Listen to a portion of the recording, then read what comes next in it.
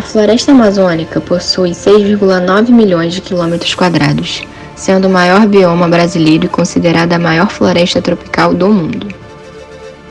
Abrange 9 países: Brasil, Bolívia, Colômbia, Equador, Venezuela, Guiana, Guiana Francesa, Peru e Suriname. O Brasil ocupa os estados do Amazonas, Pará, Tocantins, Mato Grosso, Maranhão, Rondônia, Roraima, Acre e Amapá. Na Amazônia existem cerca de 2.500 espécies de árvores e 30.000 espécies de plantas. Seu relevo é formado de planície de inundação, planalto amazônico, escudos cristalinos e baixas latitudes, e sua flora apresenta elevado potencial medicinal e econômico. O clima é equatorial, caracterizado por elevadas temperaturas e grande índice pluviométrico. A Bacia Amazônica é a maior bacia hidrográfica do mundo e seu principal rio, o Amazonas, é o maior do mundo em volume de água com mais de 7.000 afluentes, e nele que é encontrado o maior peixe de água doce do mundo, o pirarucu. Outros importantes rios que fazem parte da hidrografia da Amazônia são o Araguaia, Inhamundá, Negro, Solimões, Tocantins, Trombetas, Xingu, Purus, Jaruá, Japurá, Madeira, Tapajós e Branco. O maior animal da fauna amazônica é o peixe-boi, com cerca de meia tonelada e até 3 metros de comprimento. Tucanos, araras, papagaios, macacos, onças, jacarés e peixes-boi são símbolos desse bioma. O bioma também possui 3 tipos de formações vegetais: a mata de terra firme, a mata de várzea e a mata de igapó.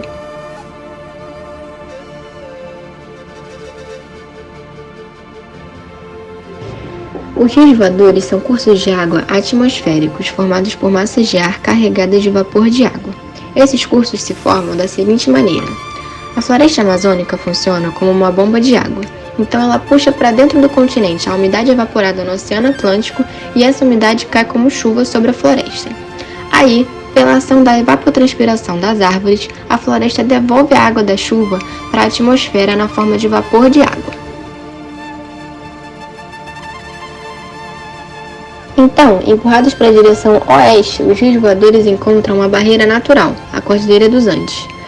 As nuvens se precipitam parcialmente nas encostas leste da cadeia de montanhas, formando as cabeceiras dos rios amazônicos. Porém, barrados pelo paredão de 4.000 metros de altura, os rios voadores fazem a curva e partem em direção ao sul, rumo às regiões do centro-oeste, sudeste e sul do Brasil e ainda de países vizinhos.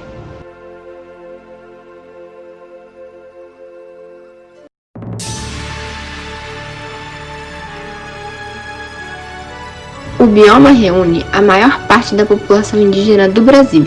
São aproximadamente 200.000 pessoas, 420 povos diferentes, 86 línguas e 650 dialetos. São mais de 180 povos indígenas, além de vários grupos isolados. Ocupam uma área de 108 milhões de hectares, o que representa 21,5% da Amazônia legal. Embora não tão conhecidas como os povos indígenas e seringueiros, há também outras populações tradicionais, como quilombolas, pescadores artesanais, agricultores familiares, piaçabeiros e peconheiros. Essas populações tradicionais de seringueiros, piaçabeiros, pescadores e peconheiros foram assim nomeados devido ao ofício que desempenham. Além disso, também tem os ribeirinhos, um conjunto de populações que, apesar das pressões do mundo, ainda mantém o estilo de vida tradicional baseado na pesca. Toda essa diversidade étnica e populacional dialoga com um manejo sustentável para a conservação da biodiversidade. Os povos e comunidades tradicionais da Amazônia encontraram na caça, pesca e no extrativismo fonte de alimentação e renda. Além disso, alinham a esse modo de vida conhecimentos tradicionais que contribuem para a conservação do bioma e, assim, para a manutenção dos serviços ecossistêmicos. Essas populações domesticaram diversas espécies frutíferas da região, o que reforça o potencial dessa atividade para o desenvolvimento sustentável da Amazônia. A garantia e proteção dos territórios tradicionais é fundamental para a manutenção das funções ecológicas do bioma, sua biodiversidade e para o desenvolvimento justo e sustentável. As práticas dos povos e comunidades possuem tradicionalmente uma lógica de manejo para a sustentabilidade, muitas vezes renegada pela sociedade, mas que vem se mostrando a alternativa mais viável para a sobrevivência da Amazônia. No Brasil, o turismo foi em grande parte desenvolvido por meio de políticas públicas que focavam na urbanização dos espaços com potencial para atrair interesse turístico. Porém, na Amazônia, o turismo é muito mais ligado ao cenário natural, sendo denominado de ecoturismo. Cada vez mais os hotéis de selva, turismo em parques nacionais e turismo de base comunitária se tornam uma realidade nesse local. Em 1995, o governo brasileiro criou o Programa de Desenvolvimento do Ecoturismo na Amazônia, o ProEcotur, com a meta de implantar o ecoturismo em determinadas regiões na Amazônia, gerando benefícios sociais, econômicos e ambientais. Ele conta com representantes da sociedade civil, de membros do governo e pessoas do setor privado que trabalham com turismo. Do ponto de vista territorial, percebe-se que as diversas políticas possuem recortes territoriais que nem sempre coincidem. Programas como o ProEcotur e o de regionalização não possuem os mesmos recortes territoriais, provavelmente por não se articularem dentro do próprio Ministério. Outras políticas territoriais, como a de proteção da natureza e do desenvolvimento agrário, ainda não se articularam territorialmente com as políticas de turismo, resultando em ações que se sobrepõem e concorrem entre si, causando desperdício de recursos, entre outros prejuízos. O turismo sozinho não pode resolver todos os problemas que a Amazônia possui, porém é importante para ajudar a combatê-los. É necessário que a Amazônia se mantenha firme diante disso e que proteja sua identidade cultural.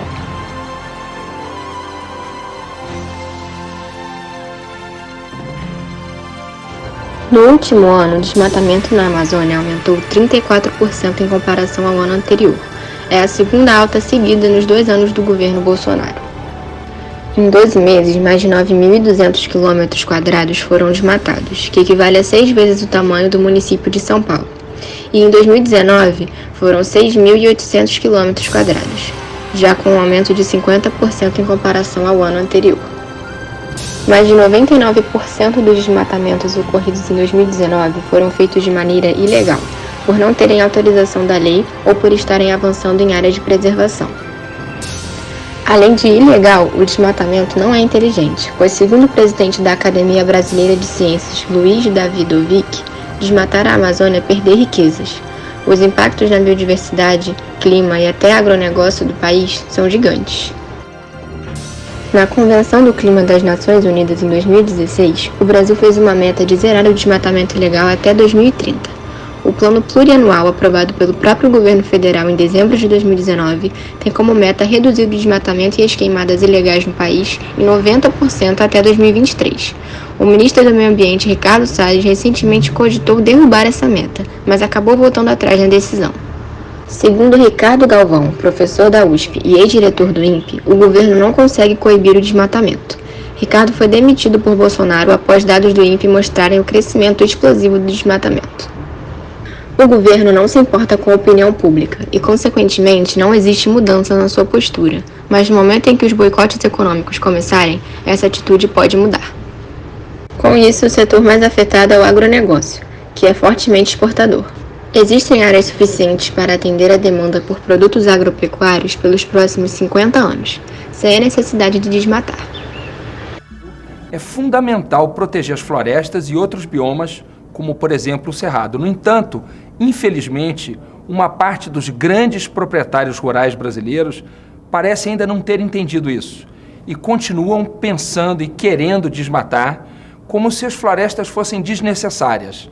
O que me espanta, o que me chama a atenção, é que parece que eles não entendem que para a própria manutenção da atividade deles, a agricultura, é fundamental ter água. E para ter água, é fundamental ter floresta. Esse é o dilema que a gente vive hoje em dia no Brasil. It will take many years till this is fully demonstrated, etc. And it will be too late because the Amazon will be gone. What we have now is that we have a very good theoretical reason to believe that the Amazon has an incredible importance in terms of cooling the planet vertically through the evaporation and condensation, and latitudinally because it affects the circulation on the oceans. And not only the Atlantic, there is a powerful effect on the Pacific as well. And in so doing, it keeps Earth cool. A história recém-passada no Brasil dos militares foi muito mal contada. A verdade sempre aparece. you know we're all deeply concerned about the Amazon, and I'm sorry to raise this issue with lamento you in trazer an essa informal questão, meeting, but I care passionately about it. assim informal, mas é algo que me toca profundamente. A Amazônia não pode ser esquecida. The Amazon cannot possibly be forgotten or sidelined at all. Temos muitas riquezas. We have a wealth of resources. Gostaria muito de explorá-la junto com os Estados We Unidos. would very much like to tap into these resources together with the United States. I'm not sure what that means. Nos anos 90, depois do assassinato do líder seringueiro Chico Mendes, foi criada uma reserva extrativista em sua homenagem. Depois de 30 anos, essa área começou a ser disputada, motivada pela falta de demanda de borracha e outros produtos extrativistas. E por isso, a criação de gado começou a invadir ilegalmente a região. Com isso, os fazendeiros viram a oportunidade de parar com o desmatamento nas próprias fazendas e começaram a pagar os seringueiros para fazer isso por eles, e assim realocar seu gado nessa área. No primeiro ano do governo Bolsonaro, o desmatamento na reserva aumentou em 203%, um recorde tanto em percentual quanto em área destruída. Os seringueiros acreditaram quando o presidente disse que podiam fazer o que quiserem na floresta, mas depois foram fortemente multados.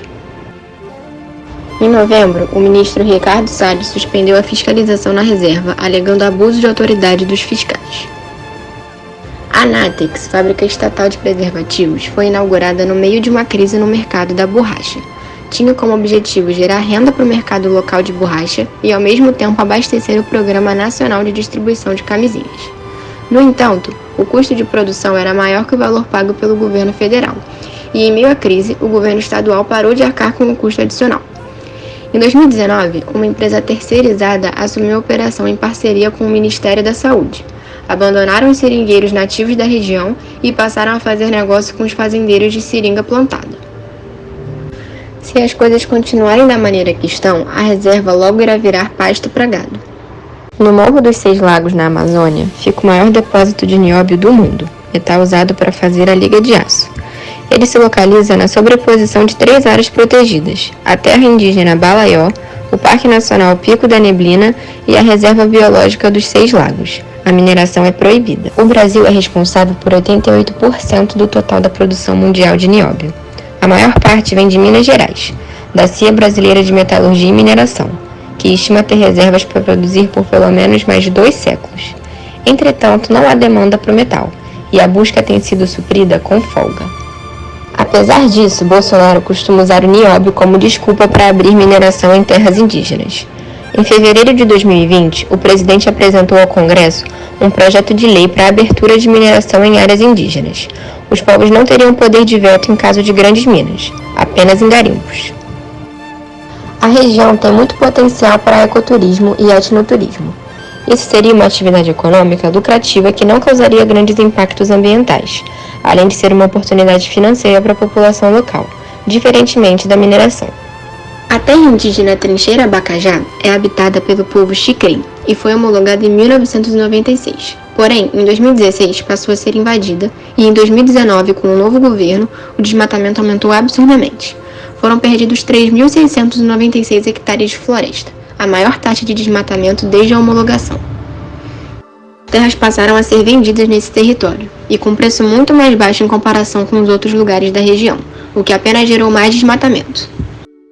Os guerreiros xicrins tentaram expulsar os invasores por conta própria, porém eles não saíram. A terra indígena Apitereua foi homologada em 2007. Fica ao lado da trincheira Bacajá e sofre uma invasão ainda maior. Apenas 20% do território está sob posse dos indígenas. Essas duas regiões estavam sob domínio de grandes madeireiras nos anos 80. Em 26 de maio de 2020, o ministro do Supremo Tribunal Federal, Gilmar Mendes, autorizou que o município de São Félix do Xingu negociasse a redução das áreas com a União. Isso significa que as terras indígenas serão ainda mais invadidas. Em abril, essas duas áreas indígenas foram parte de uma grande operação de reflorestamento do IBAMA. Em maio, o governo Bolsonaro tirou de seus cargos o coordenador de operações de fiscalização do IBAMA, Hugo Lóes, e o coordenador-geral de fiscalização, René Luiz de Oliveira. Logo depois, o desmatamento voltou a crescer. Tirar a terra dos indígenas e destruí-la não só é mexer em território sagrado, como é tirar o meio de vida desse povo, além de ser de extrema covardia com a natureza.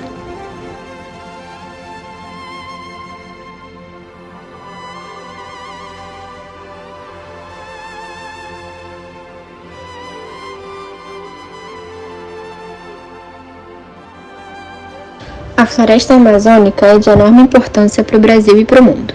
Garante a regulação da climática global, participa da regulação das chuvas em quase todo o Brasil e influencia o regime de chuvas na América do Sul. A região abriga também grande riqueza cultural, incluindo conhecimento tradicional sobre os usos e a forma de explorar esses recursos naturais sem esgotá-los ou destruir o habitat. Preservar a biodiversidade amazônica quer dizer contribuir para estabilizar outros ecossistemas na região.